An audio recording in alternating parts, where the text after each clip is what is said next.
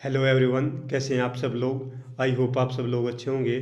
तो चलिए दोस्तों, आज की इस वीडियो में हम ऑपरेशन सिंदूर के बारे में डिटेल से जानेंगे। ये जो ऑपरेशन था, यह भारतीय पर्यटकों पर जम्मू कश्मीर के पहलगांव में किए गए आतंकवादी हमले का एक जवाबी कार्रवाई थी। अब चलिए दोस्तों, ऑपरेशन सिंदूर के बारे में डिटेल से जानेंगे। देखिए दोस्तों, 22 अप्रैल 2025 को पाकिस्तान स्पॉन्सर टेररिस्ट ग्रुप लश्कर ए तैयबा के 5 आतंकवादियों ने AK-47 और M4 कार्बाइन से लैस होकर ये 5 आतंकवादी भारतीय सीमा में घुसे थे और भारतीय शासित जम्मू कश्मीर के अनंतनाग जिले की बेसारन घाटी के पहलगांव पर्यटक स्थल पर इन्होंने पर्यटकों पर हमला किया। जो ये बेसारन घाटी है, ये दोस्तों बहुत ही सघन चीड़ के वनों से घिरी हुई है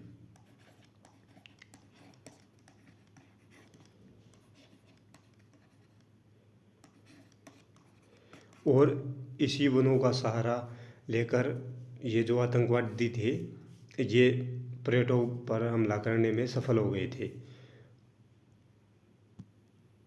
और इस हमले की जो सबसे निंदनीय घटना थी वो ये थी कि इस हमले में उन्होंने चुन चुन कर भारतीय हिंदू पर्यटकों को मारा गया था।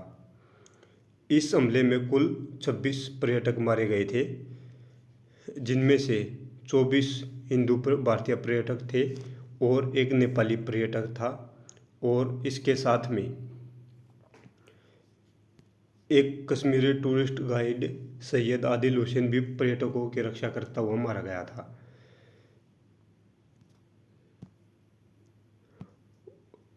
और इस आतंकवादी हमले की जो जिम्मेवारी थी वो लश्कर ए तैयबा के आतंकी संगठन के एक अंग दी रेजिस्टेंस फ्रंट यूनिट ने इसकी जिम्मेवारी ली थी। लेकिन 4 दिन बाद ही 26 अप्रैल को लश्कर ए तैयबा ने हमले की जिम्मेवारी वापस ले ली थी। अब द रेजिस्टेंस फ्रंट के बारे में पढ़ेंगे, ये क्या है। देखिए दोस्तों, जो ये रेजिस्टेंट फ्रंट है, इसका मकसद है जो ये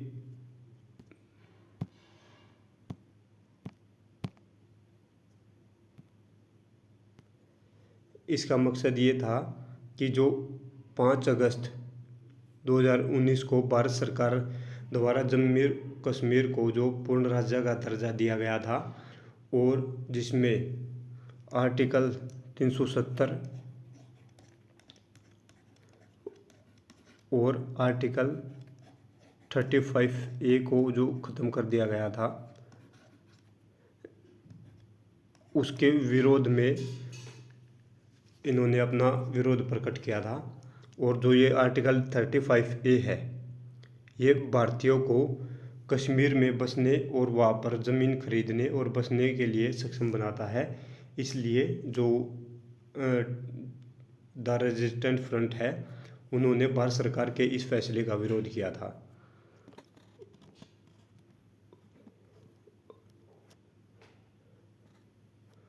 और TRF ने गैर कश्मीरियों को रोकने के लिए अपना मकसद बना लिया था।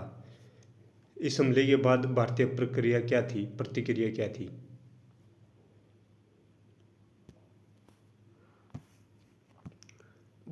भारत सरकार ने 1960 का सिंधु जल संधि समझौता निलंबित कर दिया था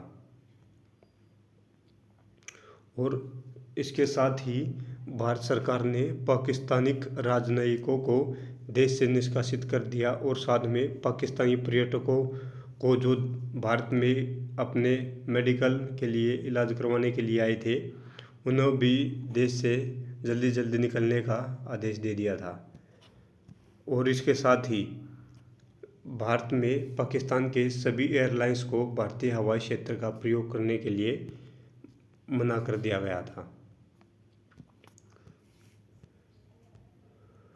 और इसके जवाब में पाकिस्तान ने 2 जुलाई 1972 को किया गया शिमला शांति समझौते को निलंबित कर दिया।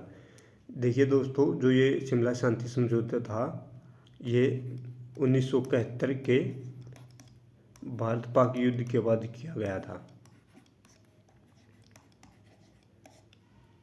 जिसमें भारत की ओर से इंदिरा गांधी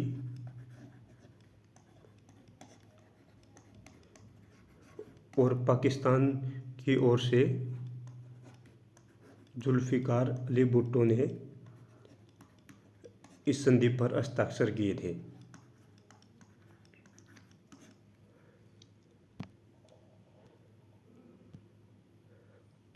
अब हम ऑपरेशन सिंदूर के बारे में जानेंगे। देखिए दोस्तों, जो ये ऑपरेशन सिंदूर है ये भारतीय सेना, वायुसेना और नौसेना तीनों ने मिलकर इस ऑपरेशन को अंजाम दिया है। इस ऑपरेशन में भारतीय एयरफोर्स ने पाकिस्तान के आतंकवादी 9 ठिकानों पर हमला किया है।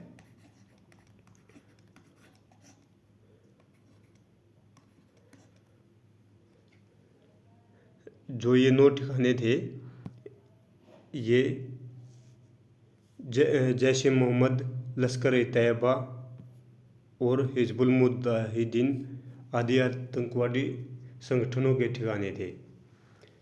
इन ठिकानों में जैश ए मोहम्मद के 4, लश्कर ए तैयबा के 3 और हिजबुल मुजाहिदीन के 2 ठिकाने थे।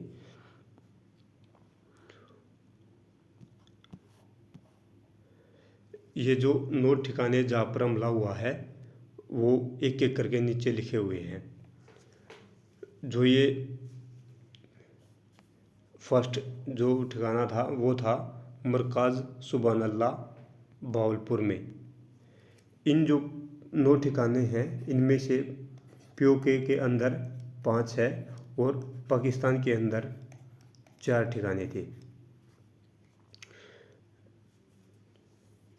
जो ये लश्कर ए तैयबा आतंकी संगठन है इसका जो हेड है वो हाफिज़ सैयद है।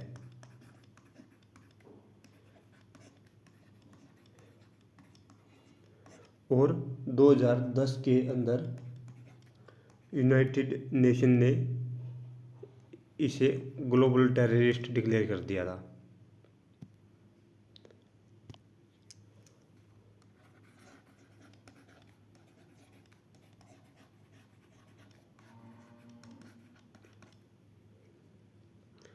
और जो सेकंड ठिकाना है वो है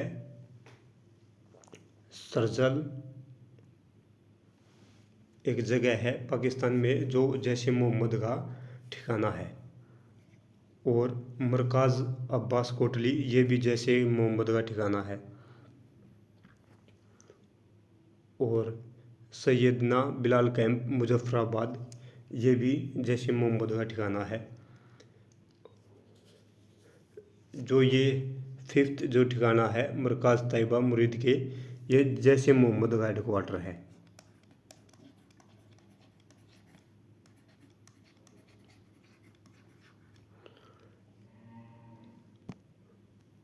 और मरकाज़ अहले हादित ये भी लश्कर ए तैयबा का ठिकाना है।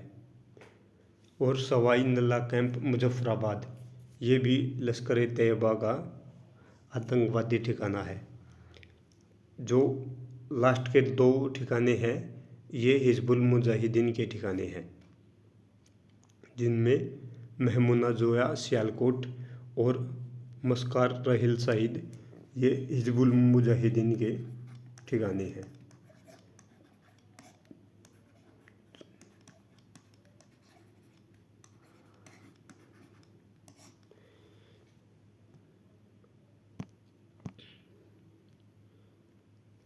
इन आतंकवादी ठिकानों में 5 ठिकाने पीओके में हैं और 4 पाकिस्तान में हैं। आई होप दोस्तों आप लोगों को हमारी वीडियो इन्फॉर्मेटिव लगी होगी। अगर आपको हमारी वीडियो इन्फॉर्मेटिव लगी है तो चैनल को सब्सक्राइब करें और वीडियो को ज़्यादा से ज़्यादा शेयर करें।